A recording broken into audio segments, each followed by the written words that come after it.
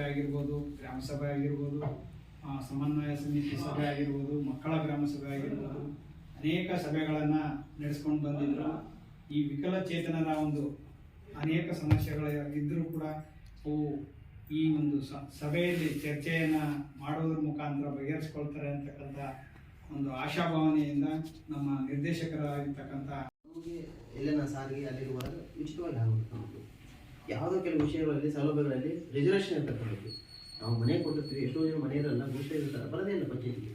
ವಿಶೇಷ ಚೇತನರಿಗೆ ಅಥವಾ ಅಂಗವಿಕಲರಿಗೆ ಅಂತ ಕಡ್ಡಾಯವಾಗಿ ಮೀಸಲಿಡಬೇಕಾಯ್ತು. ಪ್ರತಿಯೊಂದು ವಿಚಾರ ನೀವು ಏನಾಗಲಿ ಪ್ರತಿಯೊಂದು ವಿಚಾರನೂ ನಾವು ಮೀಸಲಿಡಬೇಕಾಯ್ತು. ಅದನ್ನೆಲ್ಲ ಬಂದು ಪಡೀರಿ.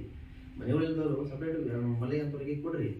ನೀವು ಸರ್ವೆ ಮಾಡಬೇಕು. ವರ್ಷದಲ್ಲಿ ಒಂದು ಟೈಮ್ ಯಾವ ಒಂದು ಟೈಮ್ ಮನೆ ಬರ್ತಾವೆ. ಇವಾಗೆಲ್ಲ ಕೂಲಿ ಕಾರ್ಮಿಕರು ಅಥವಾ ಕಟ್ಟಡ ಕಾರ್ಮಿಕರಿಗೆಲ್ಲ ಮೊನ್ನೆ ಆರೋಗ್ಯ ತಪಾಸಣೆ ಮಾಡಿದ್ವಿ. ನಿಮ್ಮದೇ ಆದ ಒಂದು ಕ್ಯಾಂಪ್ ಮಾಡಿರಿ. ಅದು ಖರ್ಚು ಮಾಡಲಿಕ್ಕೆ ನಮಗೆ ಹೇಳಿರಿ. ಗ್ರಾಮ ಪಂಚಾಯತಿ ಖರ್ಚಾಗಲಿಕ್ಕೆ ಅವಕಾಶ ಮಾಡಿಕೊಡು. ಆ ಥರ ಒಂದು ಆದೇಶ ಮಾಡಿಸಿ. ನೀವು ವರ್ಷಕ್ಕೊಂದರೆ ನೀವು ಆರೋಗ್ಯ ತಪಾಸಣೆ ಆಗಲಿ, ಯಾರು ಆಪ್ರೇಷನ್ ಮಾಡಿಸ್ಕೊಂಡು ಆಯಿತಾ, ಸೊ ಅವ್ರಿಗೆ ಗ್ರಾಮ ಪಂಚಾಯತಿಯಿಂದ ಅಥವಾ ಸರ್ಕಾರದ ಏನು ಸೌಲಭ್ಯ ಇರಬೇಕು ಅವ್ರಿಗೆ ಬರಲಿ. ಆ ಥರ ನೀವು ಅಲ್ಲಿಂದ ಆದೇಶ ಮಾಡಿಸಿ. ಗ್ರಾಮ ಪಂಚಾಯತಿ ಮಟ್ಟದಲ್ಲಿ ಆ ಥರ ನಾವು ಮಾಡಿಸ್ಲಿಕ್ಕೆ ನಾವೇ ತೀರ್ಮಾನ ಮಾಡಿಕೊಂಡು ಮಾಡಲಿಕ್ಕೆ ಅವಕಾಶ ಇರೋದೇ ಇಲ್ಲದ್ರಿಂದ ನಿಮ್ಮ ಗಮನಕ್ಕೆ ತರ್ತಾ ಇದ್ದೀನಿ. ನಮ್ಮಲ್ಲಿ ಅಮೌಂಟ್ ಇದೆ, ನೀವು ಖರ್ಚು ಮಾಡಿಕೊಡು ಅಂತ ನಾವು ಇಷ್ಟು ಇರೋದು. ನಾವೇನಂದರೆ ವಸ್ತನ್ನು ನಾವು ಹುಟ್ಟು ಹಾಕಬೇಕು. ಹಿಂದೆ ಹೆಂಗಿತ್ತು, ಒಂದು ವರ್ಷ ಆಗಿದ್ವಿ, ಈ ವರ್ಷ ಹಂಗಿದ್ದು ಅಂತ ನಾವು ಮಾಡೋದು. ಸೊ ಈ ಒಂದು ವರ್ಷ ಅವಧಿಯಲ್ಲಿ ನಿಮಗೆಲ್ಲ ID ಕಾರ್ಡ್ ಇದೆ, ಹೋಗಿದ್ದೀರಿ, ಆರೋಗ್ಯ ತಪಾಸಣೆ ಕೇಂದ್ರಗಳಲ್ಲಿ ಒಂದೊಂದು ಜಾಗೃತಿ ಕಾರ್ಯಕ್ರಮ ಮಾಡಿರಿ. ಇಷ್ಟು ಹೇಳ್ತಾ ಮತ್ತೆ ಇನ್ನೇನಾದರೂ ನಿಮ್ಮ ಸಮಸ್ಯೆಗಳು ಏನಿದ್ರೆ ಹೇಳಿ. ಕಾನೂನನ್ನು ಜಾರಿಗೆ ತಂದರು.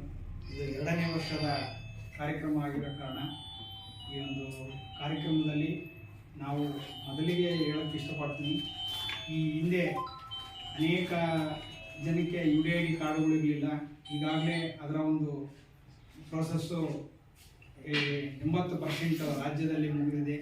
ಇನ್ನೂ 20% ಮಾತ್ರ ಕೆಲವು ಕ್ಯೂಡೋ ಮತ್ತು ಏನು ವಿಶೇಷ ಚೇತನರಿದ್ದಾರೆ ಅವರಿಗೆ ಮಾತ್ರ ಬ್ಯಾಲೆನ್ಸ್ ಇದೆ.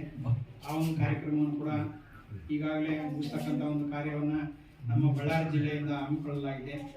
ಅದೇ ರೀತಿ ಗ್ರಾಮ ಪಂಚಾಯತಿಗಳಲ್ಲಿರ್ತಕ್ಕಂಥ 5% ಅನುದಾನ ಕೂಡ ಇಂಡಿವಿಜುವಲ್ ಆಗಿ ಕೊಡಬೇಕು.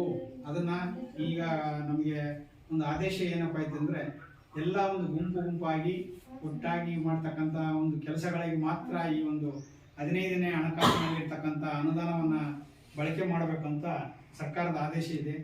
ಆ ಒಂದು ಆದೇಶವನ್ನು ಹಿಂಪಡೆದು ಪ್ರತಿಯೊಬ್ಬರಿಗೂ ಕೂಡ ಅದರಿಂದ ಯೂಸ್ ಮಾಡಿ ತದನಂತರ ಪಂಚಾಯಿತಿ ಮುಖಾಂತರ ವಾಪಸ್ ಕಟ್ತಕ್ಕಂಥ ಒಂದು ಕೆಲಸವನ್ನು ತಾವು ಅಭಿವೃದ್ಧಿ ಹೊಂದಿದ ನಂತರ ಕಟ್ತಕ್ಕಂಥ ಒಂದು ವ್ಯವಸ್ಥೆಯನ್ನು ಕೂಡ ಈಗಾಗಲೇ ಮಾನ್ಯ ನಿರ್ದೇಶಕರಾದ ಕೆ ಸಿದ್ದಪ್ಪನವರು ಈ ಒಂದು ವ್ಯವಸ್ಥೆಯನ್ನು ಜಾರಿಗೆ ತರಲಿಕ್ಕೆ ಎಲ್ಲ ಒಂದು ಸಿದ್ಧತೆಯನ್ನು ಮಾಡಿಕೊಂಡಿದ್ದಾರೆ. ಅದೇ ರೀತಿ ಈಗಾಗಲೇ 4,000 ವಿಕಲಚೇತನರಿಗೆ ವಾಹನ ಸೌಲಭ್ಯಗಳನ್ನು ಕೊಡ್ತೀವಿ ಅಂತ ಹೇಳಿದ್ದಾರೆ. ಒಂದು ಜಿಲ್ಲೆಯಲ್ಲಿ ಕನಿಷ್ಠ ಅಂದರೆ 30ರಿಂದ 40, ಪ್ರತಿ ವರ್ಷವೂ 5 ವರ್ಷವೂ ನಾವು 4 ಸಾವಿರ ಕೊಡ್ತೀವಿ ಅಂತಕ್ಕಂಥ ಮಾತನ್ನು ರಾಜ್ಯ ಸರ್ಕಾರದ ಆದೇಶ ಆಗಿದೆ.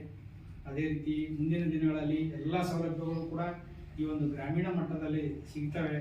ಅದಕ್ಕೆ ನಾವೆಲ್ಲರೂ ಸಹಕರಿಸೋಣ ಅಂತ ಹೇಳ್ತಾ ಈ ಒಂದು ಪ್ರಾಸ್ತಾವಿಕ ನುಡಿಯನ್ನು ಮಾತನಾಡಲಿಕ್ಕೆ ಅವಕಾಶ ಮಾಡಿಕೊಟ್ಟಂಥ ತಮ್ಮೆಲ್ಲರಿಗೂ ಕೂಡ ತುಂಬ ಹೃದಯದ ಧನ್ಯವಾದ.